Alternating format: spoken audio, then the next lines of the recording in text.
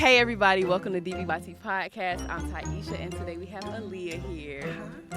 So she is an entrepreneur, a mother by divine right, Yes, ma'am. and a new face and a new vibe. And I just wanted y'all to know that she is a nail tech and she's going to be telling us all about her big business today. Yes. So, how you doing? I am doing well. How are you? Thanks for having me. Oh my gosh, it's a pleasure. Oh my God. So I'm super excited to be here to talk about the business, to give a little insight on entrepreneurship and getting into the nail industry. I'm Aaliyah A with Queen Essence Empire. I've been doing nails since roughly 2018, and I'm also a nail instructor as well. So I have a lot of insight on the industry and how to get started and what you can do to be a $1 million nail tech. How did your journey begin as a nail tech? So it originally started in 11th grade. I was going to the Newton College and Career Academy, Yup. and I had no interest in cosmetology at all. I was actually taking law. Really? Yes, and I loved law. Like that was my field. But you had to pick two.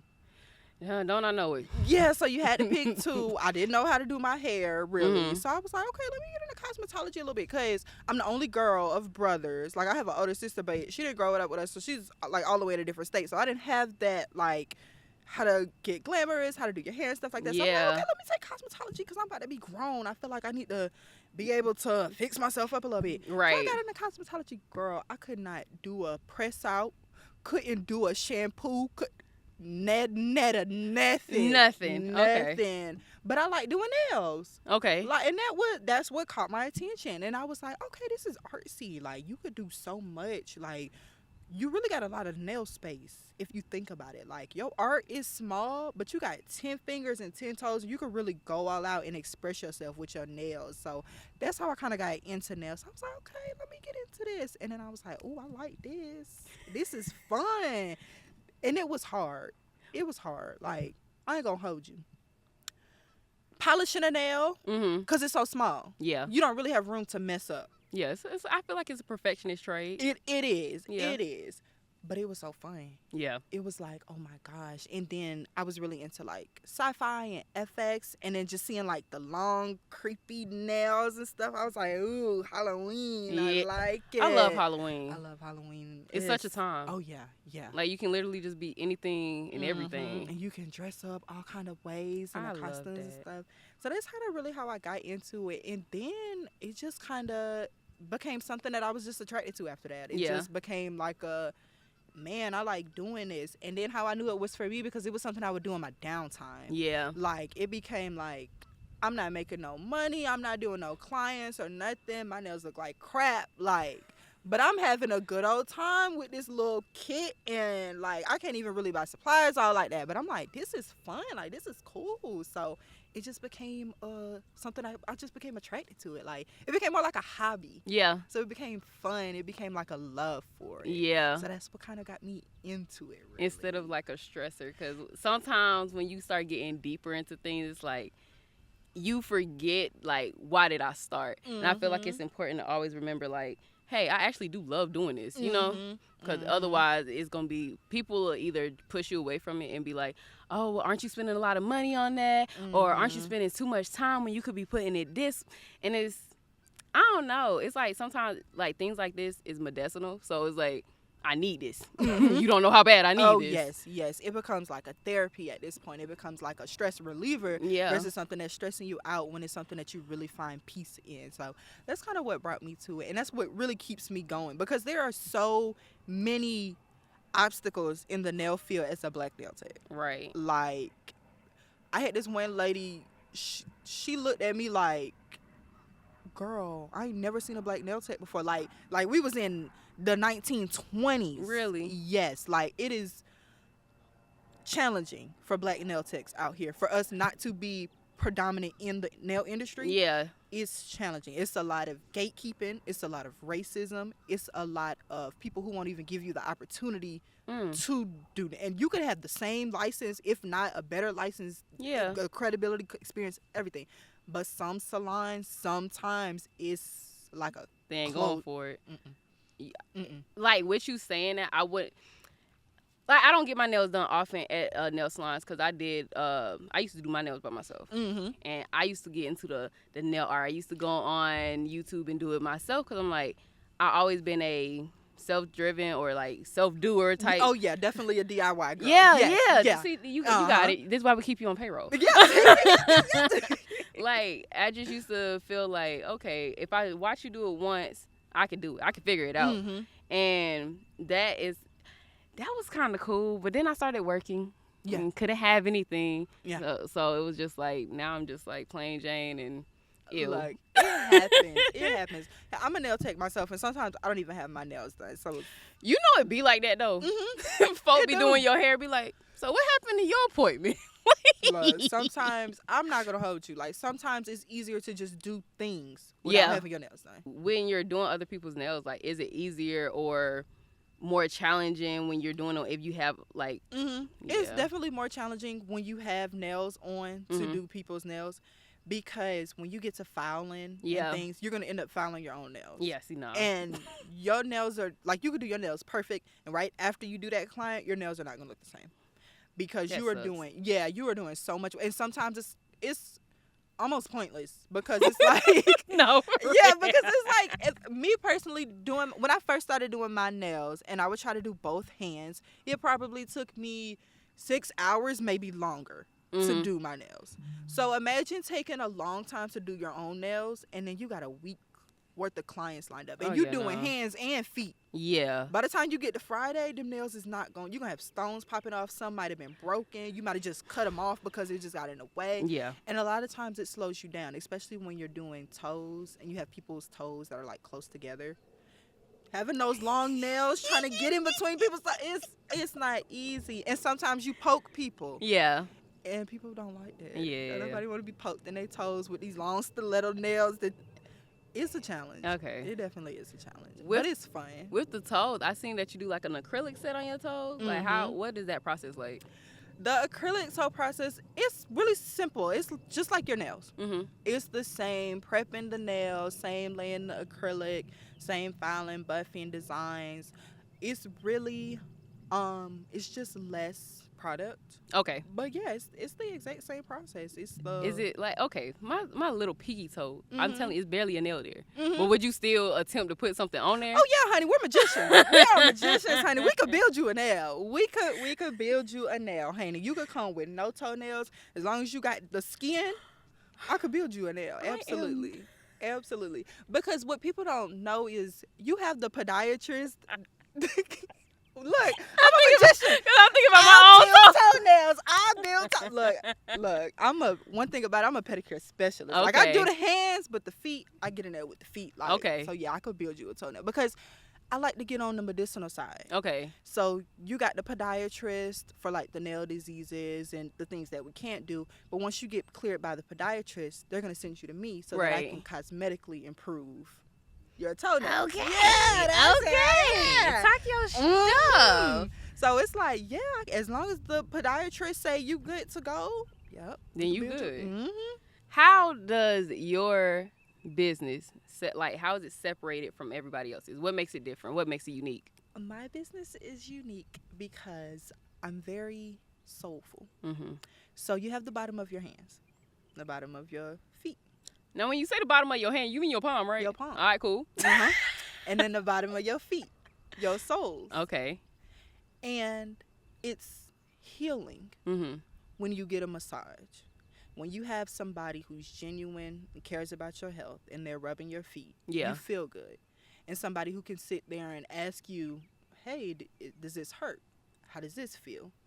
And what sets me apart is I help you feel good and beautiful from the inside out. That's it right there. She said, let me cater to you because, baby, this is your day. Let me cater to you. And it's soulful healing. So it's the bottom of your souls, but it's healing. But it's also your inner soul, your spirit that we're healing. You're taking the time to love yourself. And I want to help you love yourself. You know, it's not about the money. Yeah, the acrylics are cool. Yeah. But if you coming to me because you want these acrylic nails because you want to compare yourself to X, Y, and Z, I don't want to do your nails. Right. I want to sit down and talk to you and say, hey, let's do something that works for you. Yeah. You know, maybe we do you a short set that you like, that you feel comfortable in, not something that you just want to go flounce around so that you can be this, that, and the third, but on the inside you really don't have want to do all that. Of that. You know, I want to help you discover your beauty from within. That is, you just touched my heart. See? I like that.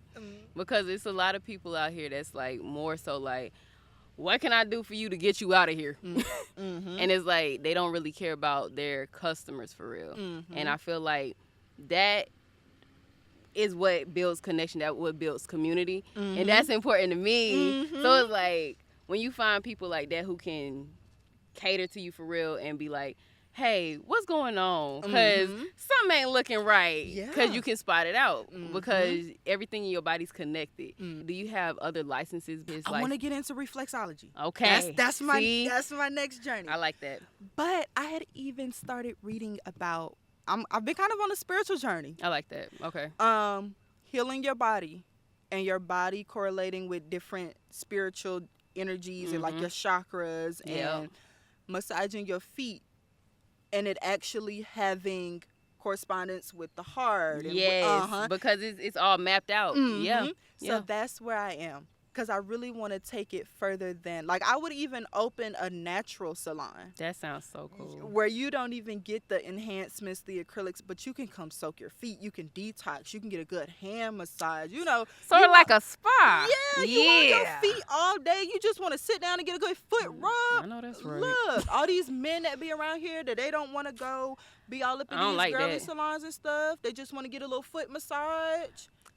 But I feel like self-care is for everybody. It is. So even if you don't want to go out and go to the salon, okay, but somebody need to be doing your feet. Either you need to be doing it, your girl, your mama, I don't know. But it's important because it shows a lot about your health and people don't even know it. Like, I think it was a couple years ago, I read something where if you take potato slices and you're sick, and put them in your sock while you sleep, it'll soak everything, all the toxins out through your feet. And it's like, a lot of people wouldn't even know these things because the first thing they would say is a potato. Right. They're going to be like.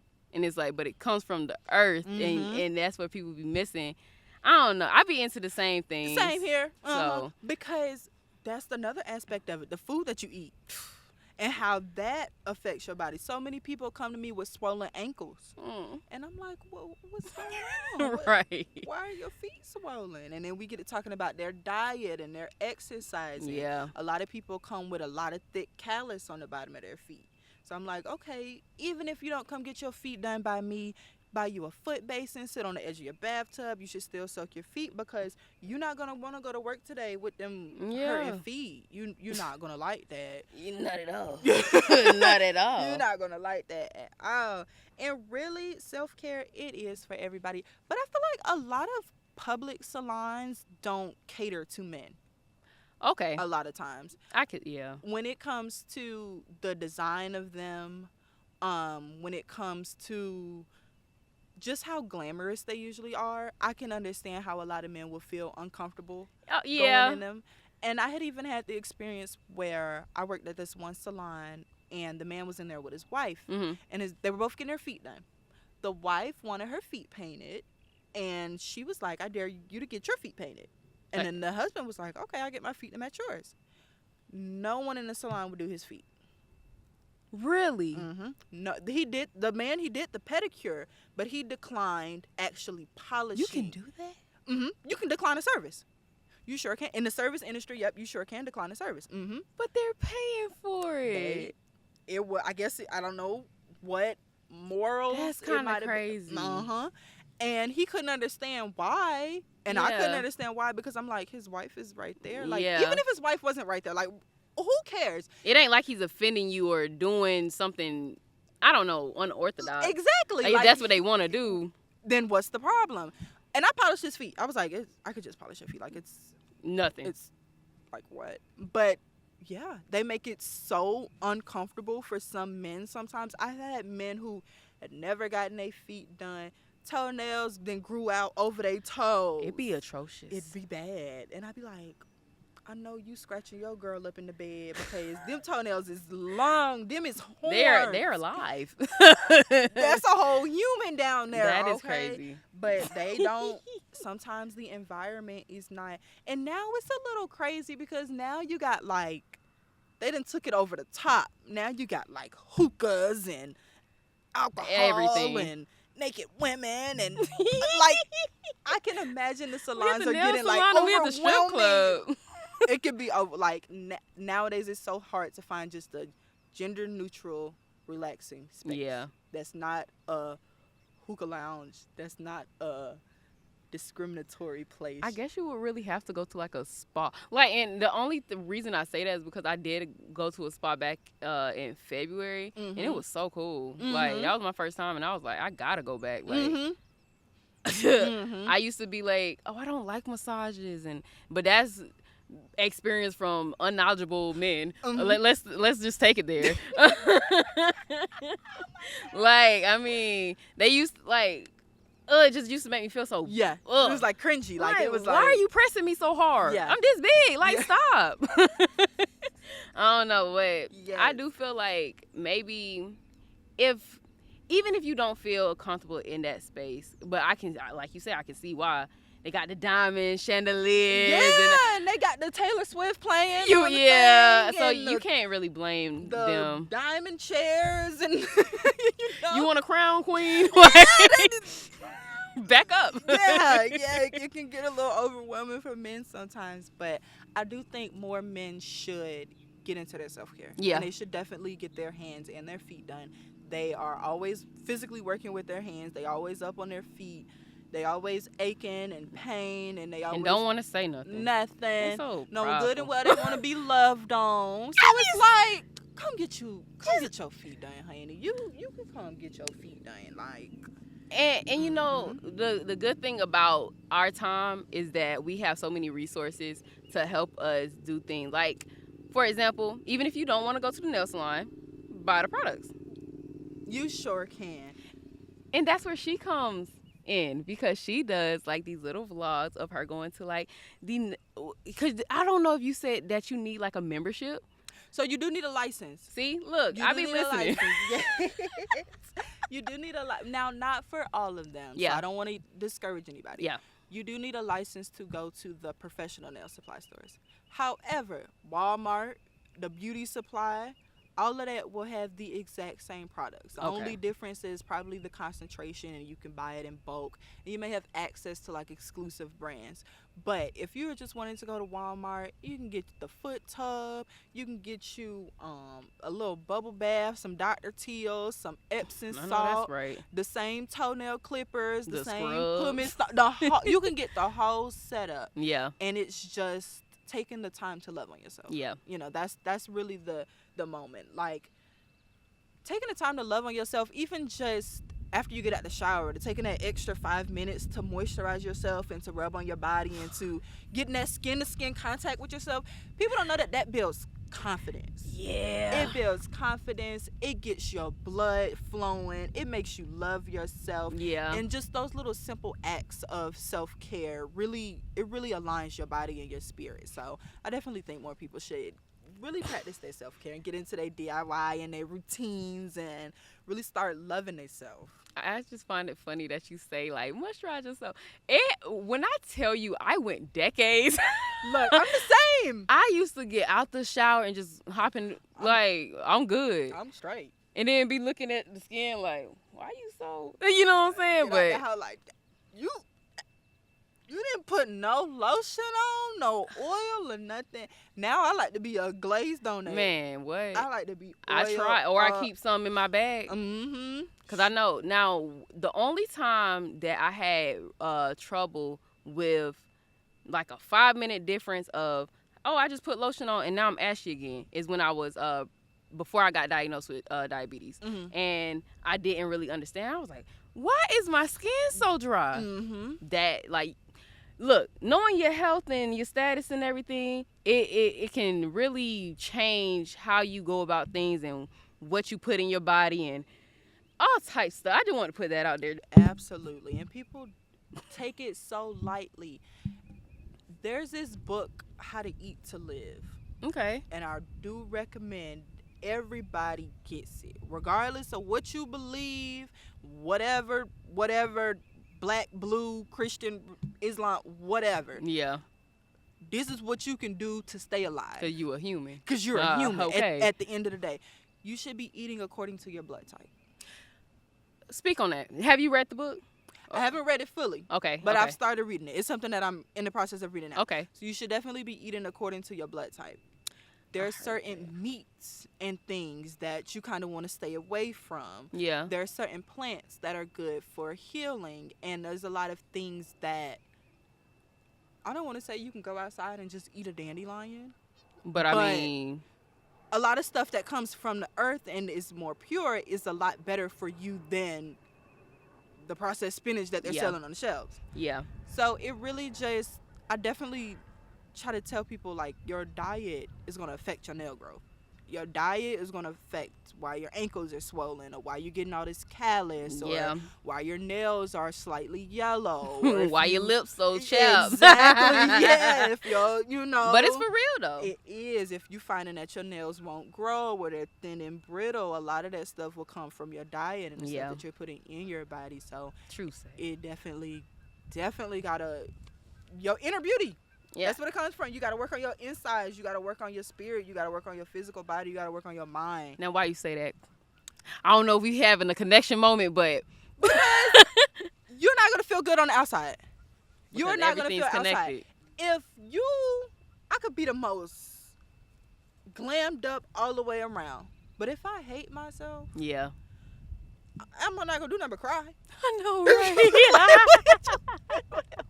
What else you gonna do? Realistically, what else you gonna do? You're gonna run around all day. You're gonna indulge in whatever you indulge in. But when you get by yourself alone and you lay your head wherever you lay your head, you're not gonna feel one within yourself. Yeah. You're not gonna feel aligned. You're not gonna have the clarity that you desire. You're not gonna have the happiness that you desire because you didn't work on your insides first. Yeah. You went out and threw gold on a pile of crap, as people say. You know, that you just went out and you just. Because it sucks. I'll say this. I be having a tough time sometimes. It sometimes just comes in waves. I was talking to somebody the other day. I was like, I really do believe I have like body dysmorphia. Now, granted, the weight and the number looks different on everybody. Mm-hmm. You could be 140 and be a stick, or you could be 140, have butt and you know what I'm saying? Mm-hmm. So everybody carries weight differently. And I'm like, I'm trying to explain, like, because of how I see myself and how somebody else sees me, it's like, I get it, mm-hmm. but man. Oh, it's tough. You have to really practice and sit down with yourself and be like, I am enough. I am okay. Mm-hmm. I can change this. I have the, you know what I'm saying? Mm-hmm. Your affirmations. Yeah, because mm-hmm. that negative self-talk will eat you up. It will eat you up so bad. But your affirmations and what you say to yourself when you're alone. That shadow work. That's it right there. Clock it. That's T. Uh-huh. that's it. Not when you out in public. Not when you with your girls and, yeah, girl, you look good. Yeah, because you can fake it. You can fake it all day long. But it's when you by yourself. And then one thing, when I was little, my mom, she used to put me in a lot of camps. Okay. We used to have a lot of girl empowerment camps. I don't know if they really have them now. I've never been to one. Really? I've never been to camp. Really? Wow. I've never been to camp. That's crazy. But yeah, there was a lot of like girl empowerment camps because my mom, she used to work at a college. Okay. So if they had like seminars, she used to work at Spelman, so I guess that makes sense. Now it makes sense. Okay, mama. Yeah, that makes sense. Okay, so that's why she used to put me in like a lot of women, like girl empowerment camps. And then I went to this one camp, and she had mirrors up. Yeah. And we had to go look in the mirror and then come back and sit down and say something about ourselves and then, say it out loud. And she said, every time you guys look in the mirror, you immediately point out the negative. My skin isn't beautiful. My eyelashes aren't long enough. I need my hair done. My weight, my butt is small. Yeah. My stomach is bigger than my, all types look like of a capital P. Exactly. All types of stuff. But not once did you say, oh, I like my eye color. Yeah. Or, my skin does look good today. Or, Yeah, look better than yesterday. That's the affirmations that we want to speak to ourselves. And you really have to do it daily. Yeah. Like, I got to a point where I made a poster in every room of my house. Okay. Because I had to constantly remind myself, you are enough. That's a big one. Because that's mine. It's like anytime that I get to just this small or like dark place, you just got to be like, I am enough. I am enough. Even if people don't treat you like they should be treating you, you got to always remind yourself, like, I am cool with who I am and what I'm doing. And it doesn't matter if anybody else affirms me, because I'm going to do it for myself at the end of the day. And I did, since we're on a subject. So I was talking to one of my family members the other day, and they were complaining about a parent and how the parent was affirming their son and telling their son, you are a king. They are siblings. They have an age gap. And it's like they had got really upset, and it was like, I just don't understand, because we live in the real world and he shouldn't be filling his head with stuff like that. And I'm like, I have to disagree with you, because if I was a mom, I would definitely be telling my kids and setting them up with the confidence that I need them to have, because the world is hard. If they can't go to you and be a safe space, who can they go to? Exactly. And I wanted to know, like, do you tell your daughter specific things? I know she's young. I don't know how old she is, but is she at that age where she understands these type of things? So she's 7, and when I was younger, my aunties, when they would call my mom and I would run in there and they were on the phone, she was like, hey, go look in the mirror and tell yourself you're the prettiest girl in the world.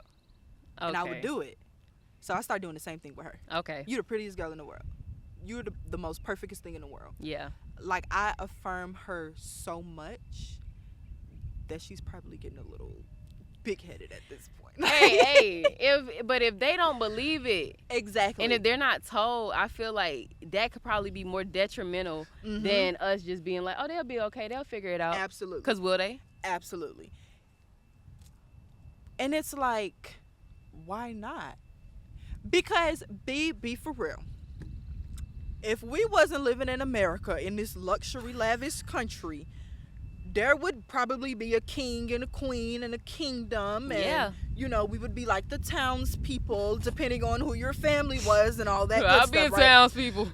Right, depending on who your family is, right? Well, I don't know what other people want from their legacy, but for my legacy, I want to own the land. I want to be the queen, and I want my husband to be the king. And then the children that we have, according to how the kingdom goes, my children are going to be kings and queens. Yes, ma'am. And they're going to carry themselves as such. As they should. As they should.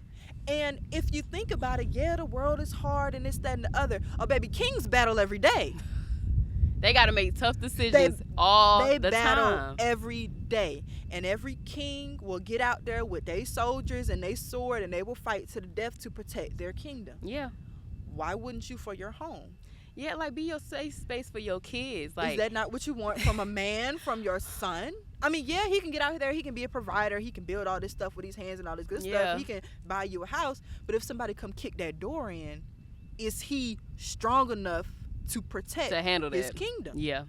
Like, what is he going to do? What is his first instinct? What's going to happen? How's his mind? How's he going to react? Because if you tell that baby, oh, you so weak, you this, you that, oh, your house is done for. Oh my God. Call the security people, because 911, please call somebody. Ma'am, we need you immediately. This man is in my house and he came to get me and I don't know what to do. It's going to be real bad real fast. Oh, yeah. It's going to get bad, and it's going to get bad soon. And I hate that for our generation. Yeah. Because we were so sold on this, graduate, go to college. Girl. This is what it's going to be. And I really stress mental health, because people are losing their homes. Losing their mind. People are losing their minds. People are passing away to all of these gun laws that they didn't lifted. Have you heard that it's a crime to be homeless in some of these states now?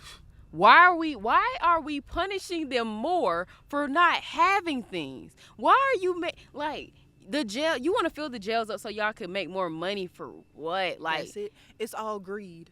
And y'all already trillions in debt already. So what are we doing? We greed and power. That is it. And it's gonna get ugly because the reality of it is, if you a millionaire and I know you a millionaire and I ain't got nothing to eat, we coming to your house. We coming to your house and we taking what we can. And that's what it's gonna be. Because it becomes about, I know a lot of people be like, morals this, morals that. Well, I always look at situations as everything's not black and white. Because if a homeless man go into a CVS, smash all the windows or whatever have you, and steal the medicine because they child sick. Who am I to tell him he can't get the medicine for his child? Who am I to tell? Like, it's survival of the fittest. Man, that's what it's going to get down to. Survival of the fittest. It's going to get scary. And the mothers going to have to feed their children. It's going to be dads out here who got to provide. And there's a lot of men that are under a great deal of stress because everything is so transactional. And it's going to get tough. But, with that, it's tough for the women, too. Because the men are changing. And it's like, it gets to a point, like, you want to be with people, but it's like, who are you? It's so tough for the women. And I've been learning that a lot of this stuff stems from the older time, the way back when men was so full of themselves. And now in today's time, we have the sassy man apocalypse. No, just let's talk about how there's a limit of sexy men. Golly. No, I'm joking. Y'all are fine kings out here. Yeah. Anywho, but women are now you can't get no advice from the older women because they know that their husbands is looking at the younger. Because they jealous. Now it's so much of that. It's so much women against women that we just.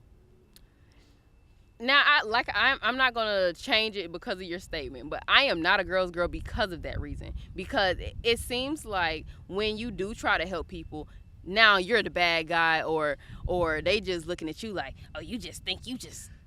It's so hard to be a girl's girl. It is. And you can't be a girl's, well. You can be with. Because that comes into the not letting the world change your smile. Letting your smile change the world. I ain't gonna lie, I ain't never been a girl's girl. But I ain't gonna hold you. I'm not gonna hold you. It's hard. Some people. I'm a people's people. I'm a people's people. And right is right and wrong is wrong. And that's what I believe. Yes. And that's it. And that's because sometimes the girls don't be for the girls. They be for the guys. And they be plotting. And manipulating. And I just feel like I'm a type of person that is going to look at a situation and I'm not going to be like, oh, well, because she's a woman, I am for her. No. What is the situation? What happened? Can I get both sides of the story? Can I actually get all the sides of the story? Because how I see the world and how you see the world could be so different that we telling the same story in different ways or different, prerogatives. Because that's just what it's going to be. Mm-hmm. And it's not to say that somebody's more right, more wrong. It's just, this is how I interpret it. This is what happened to me, So sometimes it's not good to be a girl's girl. Because look, sometimes I gotta get right with you because they, like your way of thinking is just so unsafe. Yeah, like it's just like, what are we doing? What are we doing? We gotta get it back right. And a lot of times these unrealistic beauty standards come from women. I'm glad you brought that up. Let's talk about it. Kim Kardashian. She did get her thing removed. And we can sit here, we can say all the men want women to have surgery and this, that, and the other. Mm-hmm. But when you speak about surgery and when you think about our generation, it was Kim Kardashian. And who did she have? Ray J and Kanye West. Well, didn't nobody want them. So we're not doing this for the men. We're doing this to look like her. But it's so unsafe. It's so unsafe. They even the people, the plastic surgeons who do it, tell people like, this is one of the most dangerous surgeries that you could do. Mm-hmm. And going under the knife, like unfortunately caused Jackie O to, pass. And it's like, that, to look a certain way is not worth it. It's so much pressure. Yeah. It's so much pressure having to look a certain way, to have your hair a certain way, to have your face a certain way, to be in this certain weight range, to even be light skinned. Remember, for a long time, people wouldn't go outside in the summertime because they didn't want to get dark. She talking about me. Not like, when I tell you and it wasn't more so because of the color. It was more because of the sun hurts. Yeah, no. You get sunburn. No, sunburn is bro, I wish I could pull this down. Now, black people burn. Right here, from 2 weeks ago, I have a black mark. Oh, yeah, this on the back of my neck. Oh, yes. Black people said, Mama, look. This area right here, I will burn so bad. Oh, my goodness. Black people, that's why you need to get your self-care, your skin. Still wear that SPF. Yes. They don't know about it. You need it. Put your sunscreen on because black people burn. But there was so many that's funny. unrealistic beauty expectations that women have to deal with on a daily basis, on top of being a mom, having a job, trying to keep whomever happy, trying to level up at the same time while trying to level up and be true to yourself. Like, it's so many eggs for this one basket, and it's like, how, like, I applaud y'all, like, to add motherhood to your bucket is so cool. Like, because like I tell everybody already know Taisha wants to be a mom. We get it. They probably so sick of hearing that, but I do. Really? Oh yeah. Oh my god. I do. Well, when the time right, it'll come. But that's refreshing to hear, because a lot of people they don't. No. They be like, "Team F them kids," and I'm like, "Bring them over here." Whoa! I want all the kids. I'm like, that. It is insane how many people and I get, oh, you got to go through pain. Okay, it's temporary. Now, don't get me wrong. When I was younger, maybe 13, 14, I used to be like, I don't want kids because I don't want to die. Mm-hmm. And my thinking behind that was because black women aren't usually protected in the medical industry, and they don't even get proper advocates for childbirth. Mm-mm. They don't listen, and it's like, my whole birthing process, I don't even want to be in a hospital, to be honest. I want to be at home, in a tub, in a bathtub, in a pool. Nice water birth. Uh-huh. Yeah, but given my condition, mm-hmm. I don't know if I'm gonna be able to. They say that, oh, you should be monitored, all of this and all that. But if something go wrong, we gotta rush you to the hospital. Mm-hmm. It's a lot. Yeah. I don't know everything about diabetic pregnancies or whatever, but I know that they can be high risk, mm-hmm. and it's like, I know that they have doulas. Yeah, I want one. I would recommend that, because that way you can be monitored. Yeah. Because a lot of times doctors tell you things for the money. Yeah. Giving birth is so freaking expensive. Which is insane. Which is stupid insane. Because what I'm supposed to do, go outside? What do you want us to do? I mean, I could squat, but what I'm supposed to do? Like, I don't know. It's like we're not protected for real. We're not. Everything's a setup. Insurance, a setup. Oh my gosh. It's so sad when you think about it, because you're preying on people. Yeah. But you're not even preying on the enemy. You're preying on your people. You're preying on your village. Because who's going to keep the hospitals and the schools and all that if you don't have the village? If that's the townspeople. But if you out here ripping the townspeople off, you won't give them no food. You make housing so stupid expensive that can't nobody get nothing. Cars are stupid expensive. For what? And they trash. Education is stupid expensive. And then to get the assistance, you got to have 20-something kids, or a missing arm and a leg and a missing ear. You gotta be dang near on the edge. You got to be on the edge. And it's sad, because it's like, bro, I honestly, I didn't grow up with government assistance and everything. Not saying that's good or bad. I'm just saying what it is. Mm-hmm. And it's like, there's a song by Life Jennings, and it was like Greedy. The song is called Greedy. Mm-hmm. And he talks about how his baby mama is putting him on child support and everything. And she got comfortable at the bottom and wanted to stay there, getting government assistance, mm-hmm. and everything. And it's like, So she could be doing absolutely nothing, and y'all still coming for me for the little paycheck that I have, or I go to jail. Yeah. And it's like, first of all, this is one thing I always wanted to say. There should be a mandatory test when the baby comes. I couldn't think. Yeah. Because it's all women not innocent, and not even saying that they are trying to play innocent, but sometimes things happen. Why not? Take the test. Why not? Let's justify this right now. You can never say that this is not your baby. You can never say that I was tricking you or whatever the case is. Like, why not? I mean, why not? What if you die? We got to figure out who your parents are. Right. What if you need a blood transfusion? What if you need a heart? What if you need anything? And what if you need to know where you come from? We don't know who your parents are. What's the problem? And for me to be in like a straight committed relationship, have a child out of that committed relationship, he still could have got a drug, not a drug test. He could have paternity test. He could have got one too. He sure could have gotten a paternity test, and it would not have offended me at all. Yeah. Because at the end of the day, you need to feel, because it's on the inside. You need to know here and here, like, I'm good.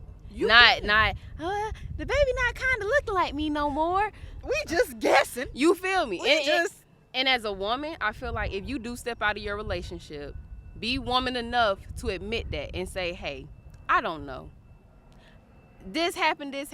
And, I mean, if you feel that, I just feel like it's selfish when you don't at least let somebody choose. Because you don't know if that person's going to stay or leave, but give them that option because it's not fair to them. Imagine not knowing where 50% of your child You feel from. me? Because that's pretty much what it is. 50%, how many? You got 23 chromosomes. What that is? And me. Like 12, 11 and a half? Like, what are we doing? 11 and a half chromosomes. You don't know. Where's it 24? Now you got me you get half from one and half from the other. Look, either way, if my child comes out with... She's finna have me Google this. Now, one thing, people, I was real into science. Science, STEM, science, technology, engineering, mathematics. I know, that's right. But imagine not knowing... Yeah.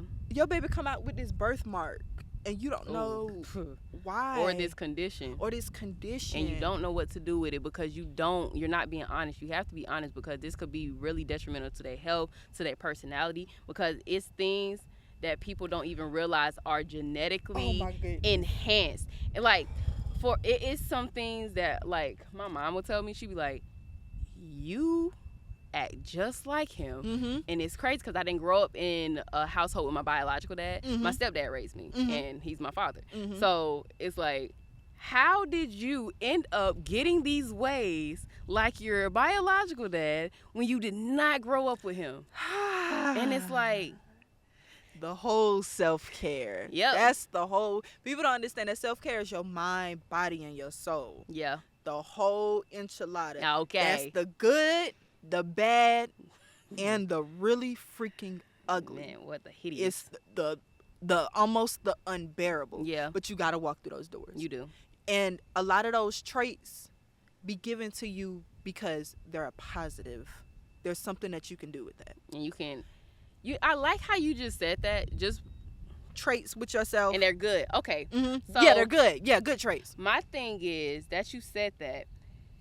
I know a lot of people might look at their stuff and be like, dang, I can't believe I'm an overthinker. That gives you an edge up. Like, because I do the same thing, but you have to take that silver lining and make it yours. I'm diabetic. There's things that I don't like.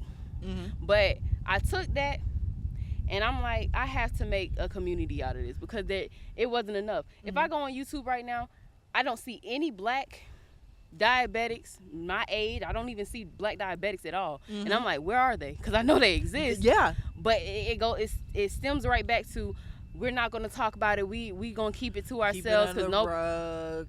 It's not cool. Yeah, no. So I took it upon myself to be like, I guess I got to be that person. You got to be the advocate. You definitely have to advocate. And there are other people like you who are wondering the same thing. A lot of people are borderline diabetic. A lot of people are trying to reverse their diabetes. I know, like, some girl had just posted on Twitter that she did it, like, naturally with some plan or something. Like, there are so many people with the same problem that need a community. And on top of that, I know what people don't understand is that now from what you're talking about, she could have been type 2. And that is a lifestyle diabetic. Okay. So you get that through not eating. That's the not eating. And don't I say that? Eating too much. Yeah. You're overindulging, not exercising, not taking care of yourself. Your pancreas stops or it's clogged, basically. But in my case, I'm type 1. Mine is genetic. And it just doesn't produce. Like the glucose. Is that it? Tell me a little bit about it. Oh. Yeah, tell me a little bit about it. Because one thing about it, when I'm not 100% knowledgeable on something, I like to learn. Okay. So from what I can tell you is that there is insulin dependent, which is type 1, which is what I have. And you have insulin resistant, which is type 2. Oh, okay. The difference would be that there is no way that I can regenerate from what they tell me. I still want to try my natural stuff and try to get it to do whatever it's going to do. But all in all, I have my pump because my body's not going to produce it. It's not going to produce it, or at least not as fast as you need it to. Yeah. It's not like from, like, if you would look at my numbers from some months ago, if how do I say? When you eat, everything gets converted into sugar or glucose, like you say. Now, if you have insulin, that will push all the sugar throughout, and it will make you basically go pee and exert it. If not, if you don't have that insulin, it will stay in your bloodstream, which is why you get blood sugar. Okay. Which will affect your how you pronounce it, neuropathy. So it messes with your nerves. It'll mess with your eyes.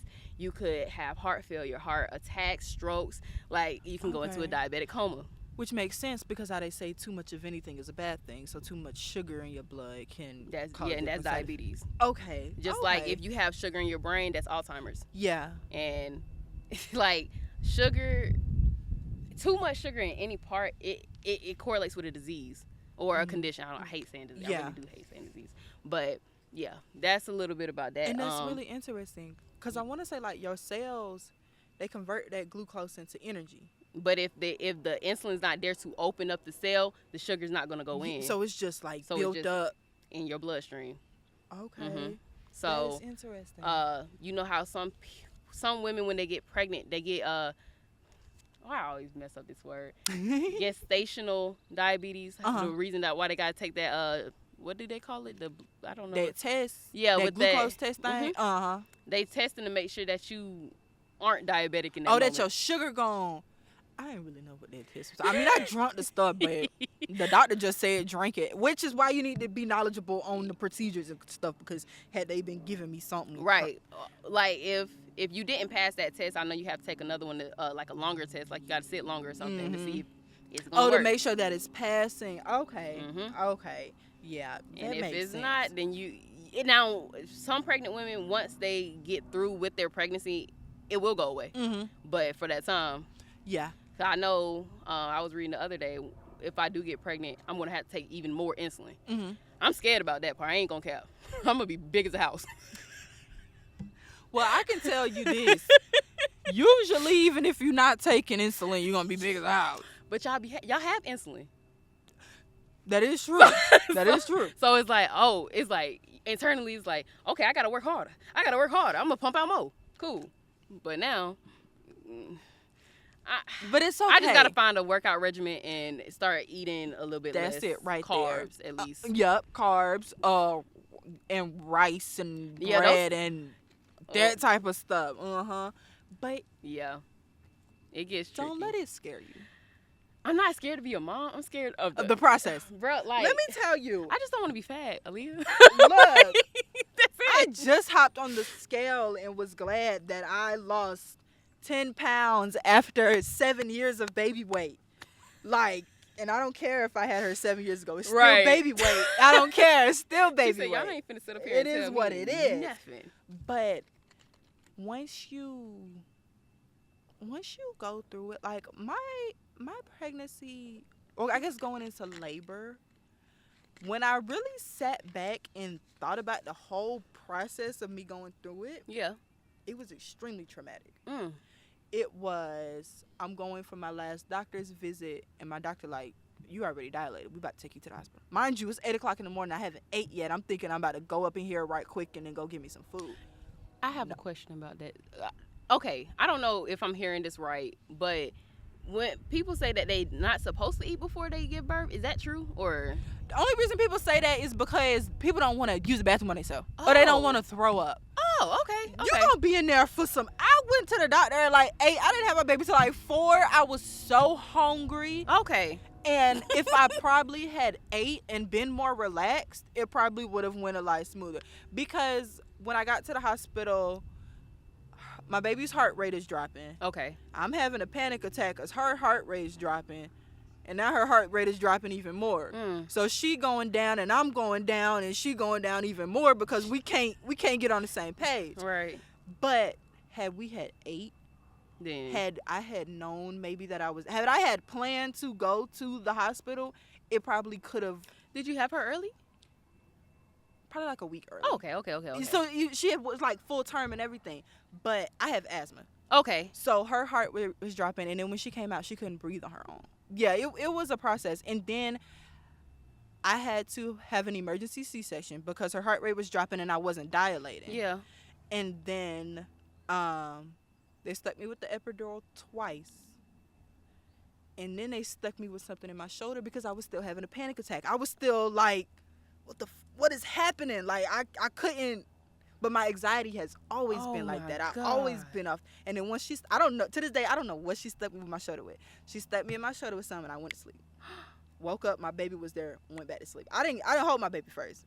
Her father just happened to be there, and then my mom was all there. So they were protecting me. Wow. But oh my God. Had I not had nobody, somebody could have lifetime stole my baby and got up out of there. Like, that is the worst, like the Michaela White story. I don't know why that just like literally. Yes, it straight could have been like that had I not had the support. So I'm so grateful for that support. But it was a lot. It was a lot happening. And then I had to have a blood transfusion afterwards because I had lost so much blood. Oh my God. Yes, it was a lot. I had to have a C-section. I had to have a blood transfusion. And then my baby, she was in the NICU. Yeah. And I ended up getting discharged before her. So imagine having your baby and going home with no baby. Nobody prepared me for that. Ooh. I wouldn't wish that on my worst enemy. Yeah. That was like immediate depression. I just was like, but gratefully it was only like the next day we had went and got it. So like it was okay. But it was so painful. They don't show that on TV. But ask me would I do it again? Absolutely. Yeah. And I want to have 8-10 kids if I can, like, because what else are you on this earth to do? Nah, for real. I feel that. Why not? I said my maxi, like, I'm about to be 26 this year. And I'm just like, I really didn't want to have kids in my 30s, but it's really like pushing it because of the fact that finances, and then on top of that, I mean, you always gotta have somebody to at least gonna help you to make the baby. I mean, God, you know. So it's like it's a lot of different challenges right now. But I mean, one day I will hope to go through it at least, at least once. It's a beautiful experience. It is a beautiful experience. But I ain't gonna lie, it's a lot of stuff that go into it. And people ask me why you don't have a second baby. Like, your baby's 7, she needs a sibling. Mm-hmm.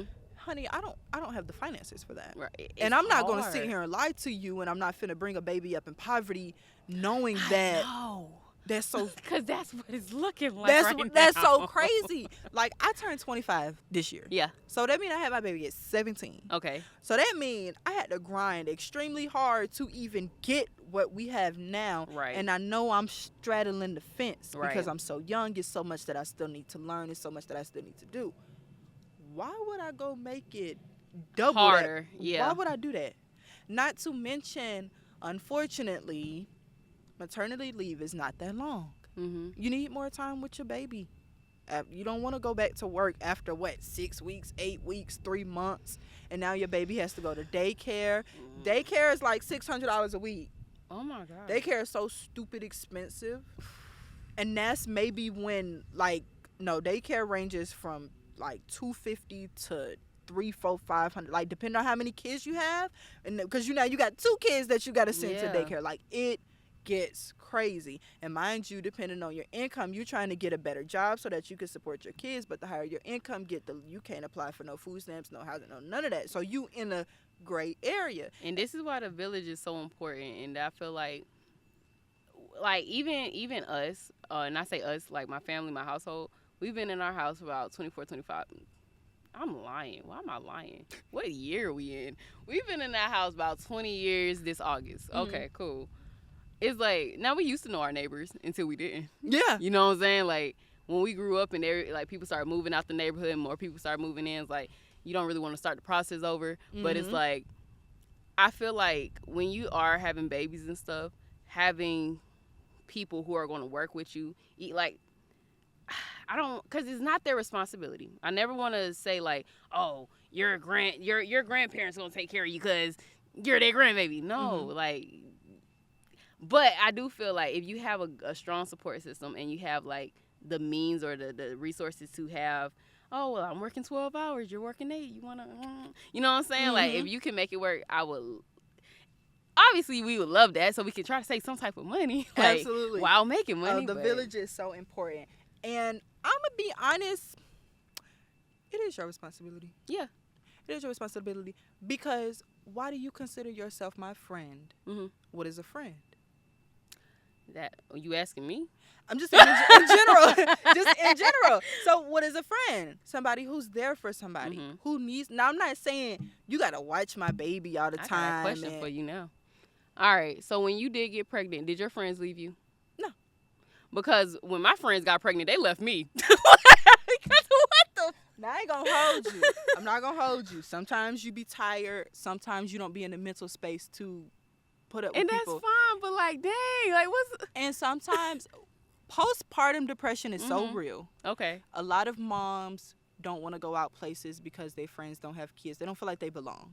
So they might go find mommy friends or they might go try to find...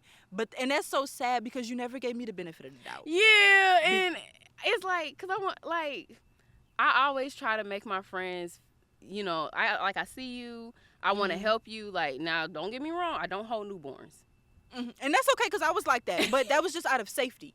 Because I don't want your child... They so little. Your baby head rolling off and now you want to fight me and I'm sorry. I didn't know I'm banned from your house. Like, right. I didn't drop the baby and look, I was that same way. I was real... And I'm still that same way. Yeah. Like, I guess I was going to ask you how do non-mommies friends make mommy friends feel like they belong? What would your advice be? My advice would be to ask the mother how she's doing outside of the kids. Yeah. A lot of times when I tell people, what do you think about me? But leave my child out of it. Like when I'm talking to my spouse and I ask him, why do you love me? Yeah. But don't tell me it's because I'm a great mom. Right. Tell me it's because I make you laugh. I make you feel safe. So asking her how she's doing outside of the baby. A lot of people will call and say, where's the baby? Right, not check on the mom. And won't even stop and check on the mom. Hey, do you want to go to the park? Right. Do you want to go on a picnic?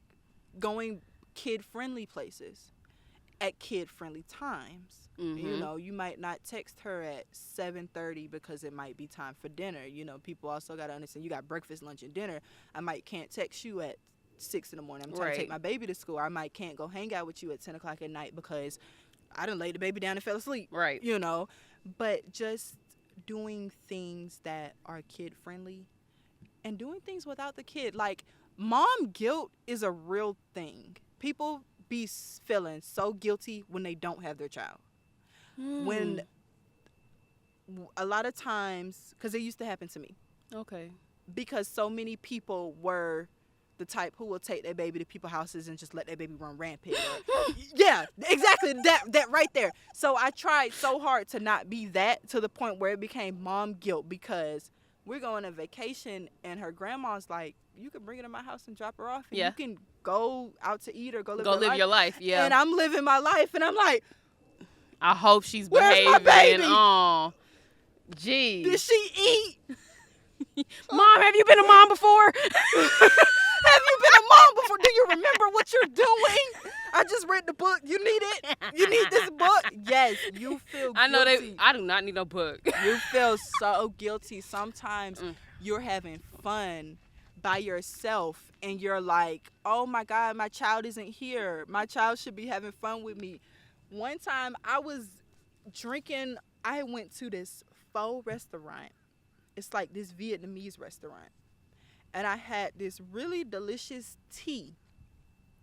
And one time I went to the restaurant with my daughter and she wanted the tea, and I told her, next time you come, I get you the tea.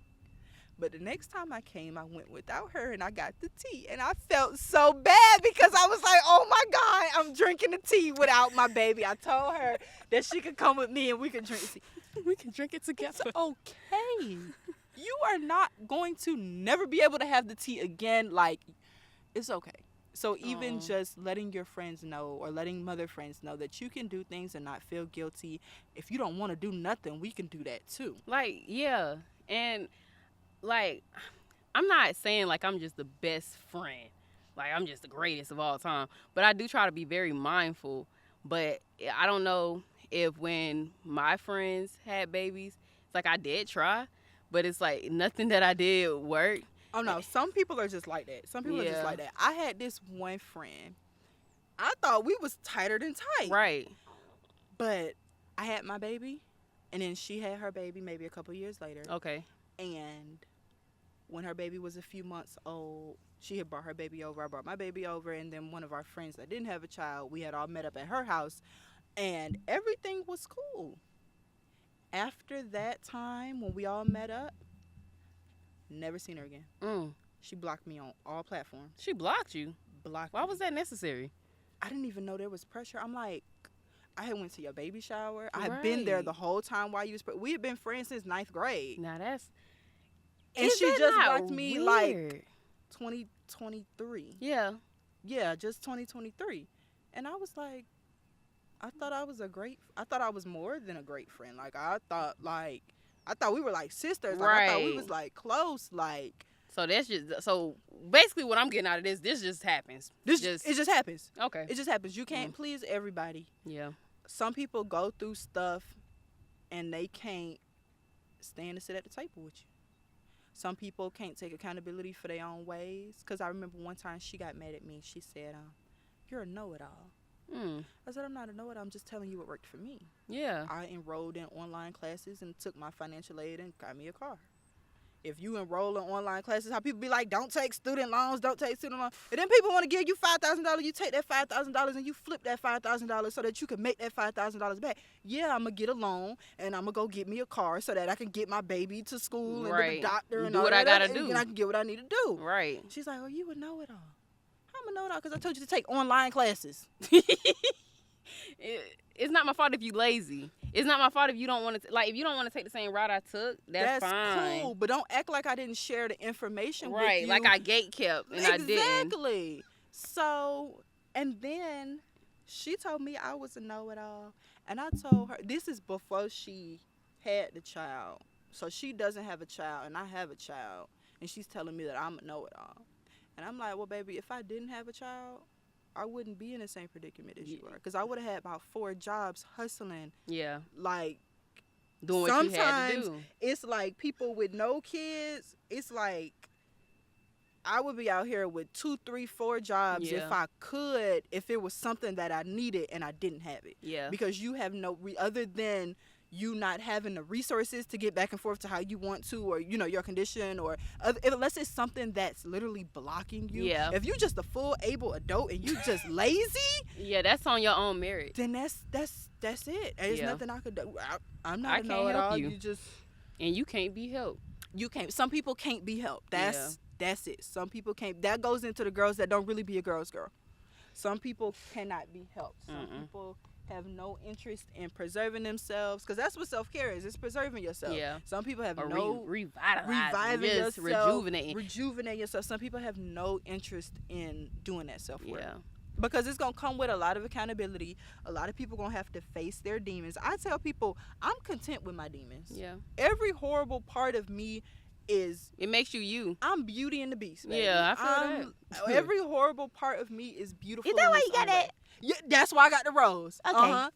Yep, that is why I have the rose. She probably like, okay. It has the thorns. There was Mhm. the beauty in it. And it was the hardship that if you touch that rose, Yeah. it's gonna poke you. Yeah. And it's so much more than just the surface. And that's why I made it my business logo. Yeah. Because it was inner beauty. And roses, they're so beautiful. But once you get past the leaves and the roses, it's Yeah. the thorns for protection Yeah. and preserving. You know, that plant don't want to be touched. Yep, that's why I got the rose. Mm-hmm. I feel that. See. I like your tattoos too. I was looking at those. Oh, thank They you. are so cool. I want to get some more because I only got like 3. I got 5. But they're so big.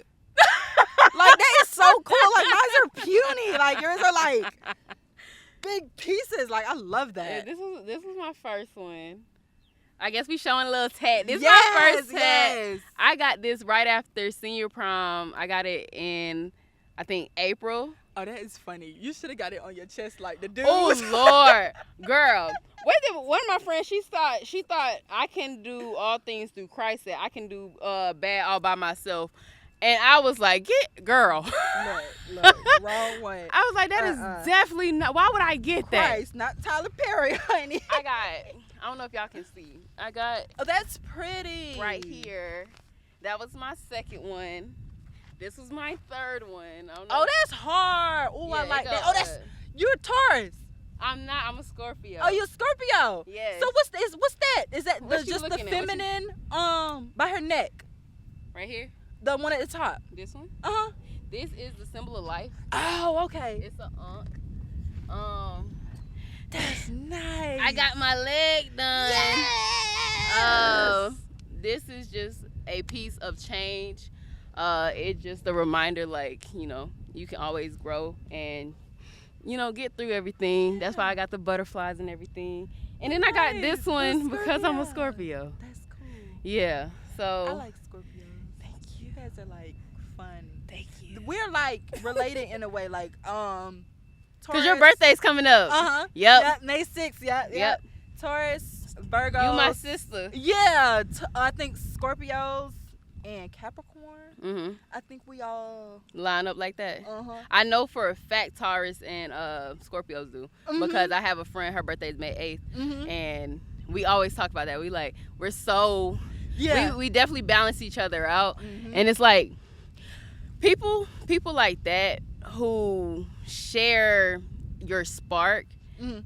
you got to keep them around. Oh my God. I wanted her to tell y'all about her business, but we had an even deeper, more meaningful, like, connection type of conversation. And it was really cool. Absolutely. Like, Absolutely. I'm not even mad. Like, if No, y'all. not at all. This is the business. This because what we was talking about, what sets me apart from other businesses. Yeah. That's the business right there. It's going into yourself, learning things about yourself. Yeah. Being content with the good, the bad, and the ugly. Asking yourself, why do I think like that? Why do I react like that? Why do I like that color? Why are the connections so important? Exactly. And that's why. Mm-hmm. As y'all really just witnessed this. That's the business. And it's pure, genuine energy. When you really lock Yeah. in with somebody and y'all really connect, and that's what I bring to the table. This is And that's what I like. That's what I like. We gonna try to get y'all a few more little in there. Let me see. Bring it back to the nail technician world. How do you stay up with the latest trends for nails? I'm always I follow people that are further in the industry than me. Okay. Runways, fashion and nails go hand in hand. A lot of nails are an accessory. Yeah. So when you're walking down the runway, you can kind of see what's in and what's not. And that's when you learn that gel manicures are going to get you way further than those long extendo nails, because Yeah. you don't see no long nails on the runway like that. Blogs Mhm. are another good way to stay up on trends. Pinterest. Oh, I love Pinterest. I love Pinterest. I love Pinterest. Oh my goodness, I'm on Pinterest. Pinterest is like a digital magazine for me. I'm always on Pinterest.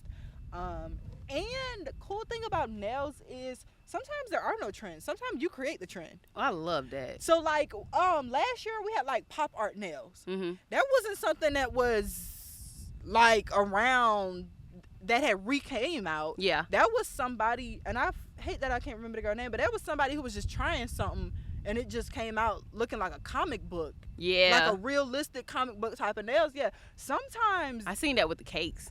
And then it started with the cakes. Yeah. And then it just became a thing, keep it going yeah. trend. Sometimes you are like, the trend. how can I incorporate this into my niche? I like that. Some people, the best way to stay up on nail trends is to always be around things that inspire you. I like that. Because it's art.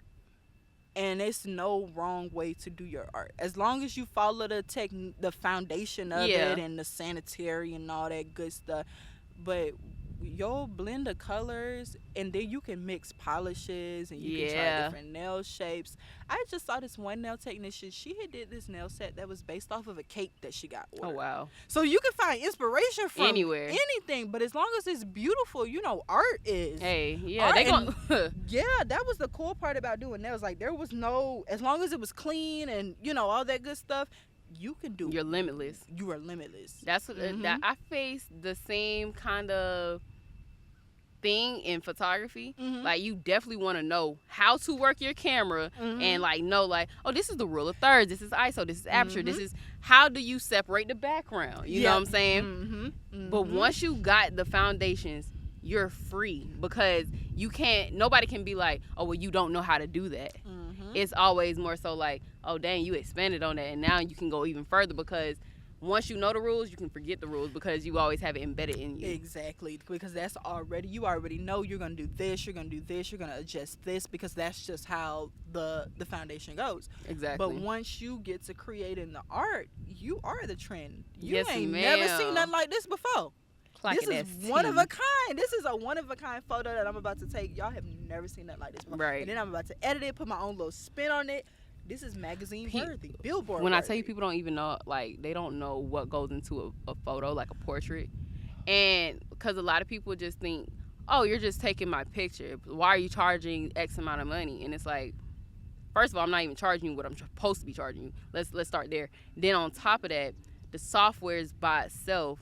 The time that it takes to make you from this to that, to correct this and add the sky and add, it's so much. The time I have to spend researching to even get this far, it's so much, or the time and the money that I had to put into my education to do this. It's a lot that people don't know, and I feel like that's in every single aspect, because even podcasting. People think you just on your iPhone, got the camera up with a selfie stick, and y'all just... Please tell these people that is not what... No, that is not what this is. This is probably at least $1,000 worth of equipment. Maybe even more. Because this audio device, I just saw one of these in, what was that, Guitar? Yeah. Guitar Center or something? Yeah. I think that's what it's called. That's like a $500... $35. That's... See? No, equipment is not cheap. $250, not including the stand. A piece. No. And sometimes these extra long wires are not included. Girl. Sometimes you got to replace the foam on top. There's so many things that go into it. No. We're working with 3-4 microphones right now. It's not easy, no. Any hobby you get into is going to cost you money, and people don't understand that. And it's once you get a understanding and an appreciation for other people's artwork and for their devotion to what they have going on, that's when they find the value in you. But you have to make those connections with people. Like you say, you got to get in the field, baby. Yes, you my have eyes to feeling engage. better, so I can do that now. You have to engage with people. You definitely have to, and you can't discredit nobody. No. A lot of times and really that's since the pandemic, and a lot of people feel like, oh, because I see you doing this on social media, you make it look so easy. I make it look easy. But that's the beauty in it. I literally took a snippet of yes, what it felt like when it was easy. But I guarantee you, when it was hard, I didn't have that camera up. And now I was just working through it. That you said about the videos. Even that part, that aspect, I could go do a photo shoot right now, and I was thinking about this for the next time I actually do one, is to have another camera person to do the behind the scenes. Yeah. Because, bro, it's no matter what you do, now you have to tack on, hey, I can also be social media savvy. Oh my God. You know what I'm saying? Because it's otherwise, people are not out here. We're like the only two people out here, y'all. The show like let's be so for real. It is a Friday afternoon. The sun is out on this beautiful lake. And it's like nobody has those connections anymore. So it's like, how do you get seen? How do you connect with people if nobody's out here? Like, it's really crazy. It is, because it's like you almost have to do it digitally. Yeah. And then when you're being nice to people and giving compliments, it always gets interpreted wrong. Because they think that you want something from them. You trying to slide on them. Trying to sell them. You're trying to sell them something, or this, that, and the third. Yeah. But it's like sometimes it's hard not to believe that, because you don't know how many people will do that. But people use you. Yeah, oh my they God. will. They will, especially if you little. And I really had to go to therapy. Yes, because I was too nice. I was too nice. I had no boundaries. Yes, I had no boundaries. People could talk to me how they want. People could almost do whatever they want. You don't give that. I don't. It was never like that outside of the house. Yeah. I only dealt with that inside, in my family aspect. Oh. Because I was the only girl. I'm the only girl too. And it was so hard for a long time. So I had started going to therapy. Yeah. Because, and I don't know if it was intentional or unintentional. I think that's still a battle that I'm dealing with, because it's like, well, people love you, why would they talk to you like that? But that's another story for a different day. Right. But it became, I would want to wear lip gloss, and my dad and my brother was like, don't put that on, you look like a hoochie. So then it became not really wanting to step out into myself. Right. People say a child speaking up for themselves is talking back. Now you don't really want to voice yourself. Yeah, because now you look at like, oh, I'm disrespectful. I don't want to be disrespectful. Now it's a whole different thing. So I really had to go to therapy. And my therapist, she asked me, she's like, how's that working out for you? And I was like, you know what? Being nice is really whooping my behind. Yeah. It's really not doing nothing for me. She's like, you have to establish boundaries. You can be nice, but a person with no boundaries is, people can do anything. They will, and they will. That's the scary part about that. They will. Any given opportunity, they will. And I really honestly try to tell people, like, please don't let me fool you. Because there's been time, I was talking about this last night. There was this boy in college, and I told him, I said, look, after college, I'm not talking to you. Mm-hmm. Like, I let it be known. Because all throughout, since we met, from the time that we graduated, I was like, bro, like, you're so desperate that you let people manipulate you. Mm-hmm. And I'm like, I really don't want to manipulate you, but I can. And I'm telling you this because I care. Because I care about you. But because you are so, oh, let me do this for you, let me do that for you. Like, you're such a yes man. I don't like that. Because in that case, I just feel like you never know when to say no, and that's scary to me. Mm-hmm. And I'm like, I'm not surrounding myself with that. So I really do think it's important that people do start, like, small boundaries. Even if you have to, because people will. Everyone's an opportunist. Whether you're seeking happiness, whether you're seeking something physically, emotionally, or whatever it might be that you need from this person. But speaking of stepping stones, what has been one of your most memorable, like, milestones, or like one of your success stories in your business? Getting my nail license. Okay. Getting my nail license literally is probably sitting at the top right now, because it was, getting your nail license really sets you apart. Yeah. Because it's a lot of people who don't go to school. It's a lot of people who don't see school being valuable. Mm-hmm. But what people don't understand is that license is going to put you in rooms that them unlicensed people can't get in. It's going to get you them brand deals that people are going to want to see that license. Yep. It's going to get you to that nail supply store to get those products that you're not going to find at your beauty supply store. So getting my license was probably at the top for me, because it was like, you know what? Now can't nobody tell me I can't do nails. Yeah, because look, I got the license. Now I can walk into any salon owned by any race or any nationality, and y'all can't tell me that I can't do nails. You can't tell me no. You can't deny me. I have it. Yes, ma'am. I got it right here. What are you talking about? I got it on me. So give me another reason, because I'm a licensed nail tech. Give me another reason as for why I can't work here. Did you do that challenge? What challenge? When they was like, I'm a da-da-da-da-da. Of course I'm a da-da-da-da. Why didn't you do that? Do it. I'm not social media Bruh, savvy. if I need to record you out here, I'm a nail tech. Of course I got my license. I'm a nail tech. Of course I'm gonna have you looking like You feel me? Goodness. Come on, Aaliyah. I need to get into popping me more. Please. I'm so humble.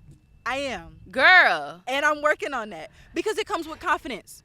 That's what it comes with, a confidence thing. It comes with putting yourself out there. And I'm working on that. Okay. As long as you are making progress and moving towards it, I'm not going to complain. I am. I'm working on that. I'm working on taking more pictures of myself. Okay. I'm working on getting outside in the sunlight more. I'm working on being seen more. Even just doing this podcast, I'm working on using my voice more. I love that. Because for so long, I wasn't speaking up. I wasn't telling my story. Yeah. There was interesting facts about me, but if you asked me to give you an elevator speech, yeah. I don't know what I'm gonna say.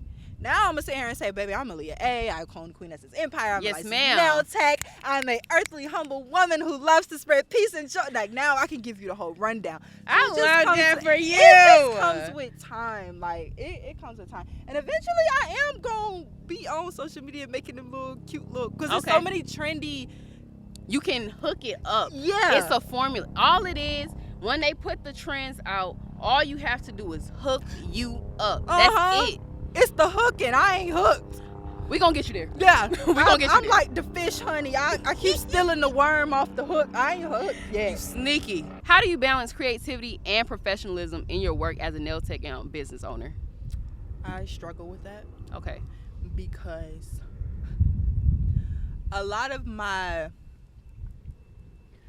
I'm not gonna say it's like X-rated, but a lot of nails that are, when you really get into art, there's a lot of nudes. There's a lot of, like, Valentine's Day don't have to be pink heartsy nails. You might decide you want to draw private parts. Yeah. Breast Cancer Awareness Month may not be the pink bows. You might decide you want to draw different size breasts. You know, like, there's so many different, so it just kind of depends. I think it depends on what you're doing.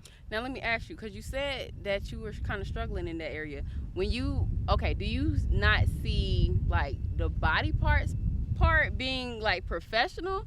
It's because that's creative. So which part are you struggling with more? It's creative, but who's gonna share it? That's the thing that you me. Gotta share it. I gotta share it, and I'm gonna share it with my friends. You won't put it on social media? I'm gonna put it on social media. But when I want a brand deal, I'm not going to give them the nails that got the private parts on them. I'm going to give them the nice French tip. Because remember, them the nails that are on the runway. But wait. Hold up. We have so many different businesses. Don't limit yourself. That is true. It's a basketball player. I don't know his name, and I'm sorry that I don't know. But he started wearing the nail polish. And then Sally Hansen endorsed him. Okay. So it's like, we know that nail polish don't got nothing to do with basketball, but somehow they clicked up, you know? So even in the case that, maybe I'm drawing a woman's vagina. Yeah. Okay, now Spencer's is giving you a brand deal. I guess so. You know what I'm saying? So don't limit yourself. And because it's so many people, like, sometimes we cut off our blessings because we thinking like, they want to see this. But sometimes people want to see the creativity part and see, dang, I didn't even think that could be on a nail. That get into everything's got to be aesthetically pleasing and professional. Let's also dive into the part and the fact that professional for who, because they also say that a black woman's hair is not professional. Let's not forget that. So it's always about who is the target and not always being like, we gotta be neat and always being between the lines. Politically, look. Politically, right? Like, politically correct. Like, yes. It's a lot. It's a lot that goes into that, but it is, and it gets into freedom and creativity and people and being your own boss. When you can establish and be authentically you in what you creating, everybody loves that way more than somebody who's templicized. That's crazy. I just made that word up. But that's crazy. I understood what you meant. Like, Yeah. they got this template and this application almost. This every art is not black and white. Art is not black and white. Business is not black and white. Freedom is not black and white. How do you incorporate sustainability and eco-conscious practices in your business? I incorporate that by disposing of things properly. Oh, okay. A lot of people don't understand that being a nail tech, you deal with a lot of chemicals. You're kind of a chemist because you're taking this liquid and the powder and you putting it together and it becomes a solid. Right. If you're using too much liquid and not enough powder, this is going to burn this nail as it gets hard. Oh, wow. It's going to create heat. See? Yeah. No, I wouldn't have known that. That's why I be like, go to school, because it's a lot more to it. And now you sitting there, the client's like, my nails is burning, and you like, what are you talking about? Right. Right. So just disposing of things properly. They talk about nail integrity. Okay. That's when you do things right. And you don't go out there and source the illegal chemicals. You go, yes, because a lot of nail salons are using this MMA monomer that when you soak it off, it's dental acrylic. They make teeth with it.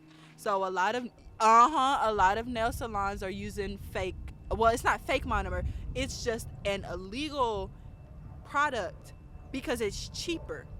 So when these nail salons are using these cheaper products, it becomes unethical. It becomes an issue. It's not, resourceful. It's not economical. It's just not good. So by using products that I know are safe for the skin, products that when you dispose of them properly, it's not gonna burn your sinks. Because if you pour acetone down the drain, it's going to eat your pipes up. Yeah, because it don't play. Yeah, no, it's going to eat your pipes up. So you make sure you soak that up with a paper towel and throw it in the trash. So, you don't want to just go outside and pour your acetone in the dirt. Like, you don't want to just start a fire real quick. Yeah, you don't want to do that. Acetone is flammable. You don't want to, it's certain things that you don't want to do. Please be careful with acetone. Absolutely. If you ever, for the children out there, never crisscross applesauce and use acetone to take your nail polish off your toes, because if you drop it on your hoo-ha, it's gonna hoo-ha light you on fire. Oh my Lord. I know that from experience. Oh my God, Aaliyah. Like there's so much health and safety that goes into it. So I do a lot to. Not the nail horror story. Yes, them chemicals are so strong. Nail glue. If you drop nail glue on your pants, it's gonna burn. I don't know why. I gotta go research that, but some chemical reaction is happening that's creating heat. There's a lot of stuff that you have to do to ensure that you are being safe for yourself, the person in front of you, and the environment. Because, the acetone and the flame, and we could just end it all right here. Yeah, just end it all. That was a beautiful answer, and that was yes. Yeah. Because I wasn't even I didn't know what I was expecting. So I am introducing a new segment on the show called "Don't Bite It," and it's basically like you just don't hold back and you give advice to, people in your field or whatever. So, don't bite it. Don't bite it. My first question in this segment is, what advice would you give to aspiring nail techs or entrepreneurs looking to start their own beauty business? Let me see. What advice would I give to nail techs and those looking to start their own beauty business? First thing that I would tell them is to go for it. Don't let nobody tell you the industry is oversaturated. Don't let nobody tell you, it's a million nail techs. Everybody does that. Don't let nobody tell you that. Because everybody do everything. There's 1,000,001 bread companies. They all sell bread. Thank you. It ain't no different. All the bread is bread. It is what it is. But you gonna choose whether you want Sara Lee or Nature's Own. Because I'm going to go Sara Lee. Exactly. I like that soft bread. Because it do be solid. Yeah. But that's what I would tell them, like, go for it and learn as much as you can. Because people can say, this is oversaturated, this, that, and the other. Once you learn as much as you can knock down doors and you can You can change the game. You can change the game in whatever direction you want to change it in, whether it be for the good or the bad. Once you learn that knowledge and once you are sure of yourself, because with knowledge, yeah, it comes power. Yeah. But it comes confidence. Yeah. Now you are knowledgeable in your skills. You're knowledgeable in what you're doing in your products. So can't nobody tell you. Yeah, you don't have to second I wouldn't guess. care if it was 10 nail techs sitting next to me right now. That ain't me. They don't know what you know. They can't do what you do. And even if they can, your personality already set you apart. Your whole little spin on your aura set you apart. That's what it's going to be. So I would tell people, try it. Yeah. Get out there. Just go for it. Yeah. And don't hold back. Don't hold back. Go 110%. Don't hold back, because your business success is going to reflect on how much you put into it. Yeah. So if you halfway in it, then your business is going to be a halfway business. She's speaking fast. Whatever you put into that is what's going to come out. So you get out there and you go for it and you put your all into it, and the universe is going to bless you. I know that's right. Yes, it's just going to come back to you. So what do you hope to achieve in long term of your business? Like, what are some of your goals and aspirations for your business? I would really like to open a nail school. Because I feel like that's the knowledge. Yeah. I want to be able to share knowledge with people. I want to be able to not only be able to educate nail techs on why the toenail is yellow, but I want clients to be able to say, hey, why my toenail yellow? Oh, because you probably got a fungus. you probably ain't drunk no water today, but right. You'll be all right in like 6 months. Like, I want people to be educated on why their feet hurt or why their hands look a certain way. Right. So I would definitely want to open a school. But aside from opening a school, I also want to open a salon next to the school that employs the students when they get their license. Yeah. As soon as you're done, come on. Because a lot of people don't want beginner nail techs. And a lot of times when you go in the salon to get a job, you'll get the job, but the clientele won't care if you're a beginner nail tech. They want you polishing perfect. And that's what they expect. And with you being a different race or nationality from the people, the professional or the experts, so they say, they're going to report everything that you do. And I do feel like they would be harder, like, not that I know, it's just of my opinion, but I feel like they would be harder on people of color. And they were. Yeah. They were. There were times where I was doing a pedicure and the client to me was like, oh my God, I love this. This is great. And will go right back and report me because I didn't do the pedicure how other techs would do the pedicure. Right. I do the pedicure by the book. My pedicure don't come with a back massage. Yeah, because we not. I don't do that. I don't do that. You gonna pay me for that? This one man, because at this nail salon I worked at, they would do their services, but they would move them over to this massage area and they would give them a little back massage. Okay. I don't do that. Right. I don't have. That's not what we're here for. I don't have my massage license. If State Board walks in here, I'm get done. a fine. Right. And if I break your neck, then what? oh my God. Because you got pressure points and all types of stuff. So if I press this button too hard and you go, I'm not paying for that. Because I ain't got it. I got it. And So if you sue me, you really ain't getting nothing. Oh, you are pissed off because you just wasting money on a lawyer and all. Like, what are you doing? So. Oh, man. Yeah. Okay. Can you share any upcoming events or collaborations that listeners should be excited about? I do have a few nail courses coming up. Some are virtual, some are going to be in person. I'm going to be at the beauty school more because I am a nail instructor, so I'm going to be more, as they finish their remodeling, we're going to be more doing like daily in-person classes for those who want to actually go to school, get their credentials, and sit before the state board and get their license and all that good stuff. That's so exciting. if you guys are ever interested in learning how to do nails the right way, yes, ma'am, definitely check me out because I can help you get licensed in your state so that way nobody can say anything about you. Right. This is always the hardest part of the show. But finally, what does being a part of the nail industry mean to you personally, and how do you hope to make a positive impact through your work at Queen Essence Empire? I really want to be a healer. Yeah. And I want to heal people in ways that I thought needed to be healed the most? Your confidence, your inner self, your mind. A lot of times massages, they are cosmetically improving, your pedicures, but a lot of people tell me they come for the pedicure but they stay for the foot massage. Okay. That nice massage at the end with the oil or the hot towels and the hot stones and stuff. You stay for that stuff, but that ain't got nothing to do with the polish. It might make your polish chip, actually. It don't do nothing for you, but it feel good. Yeah. So that's how I want to impact people. That's how I want to impact the community. The money is going to come. Yeah, definitely. But I really just want to. Look at your shirt. We're manifesting millions. Like, that's the affirmation. We are affirming millions. Yes, and ma'am. It's going to come. But I want to heal people and make people happy. I want to make people smile. I want to make people feel soft and googly inside. I'm such a lover girl. Yeah. Like, I'm such a lover girl. Friends, family, relationships. I want you to feel like you are it because you are. Yeah. So that's the type of impact I want to have on the community. Okay.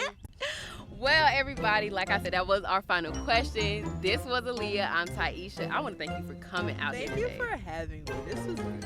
It was so fun. This was like amazing. It was definitely a vibe. It was. And y'all can definitely catch her on upcoming episodes of BBYT Podcast. I'm Taisha. That's Aaliyah. And we are out. We out. Bye.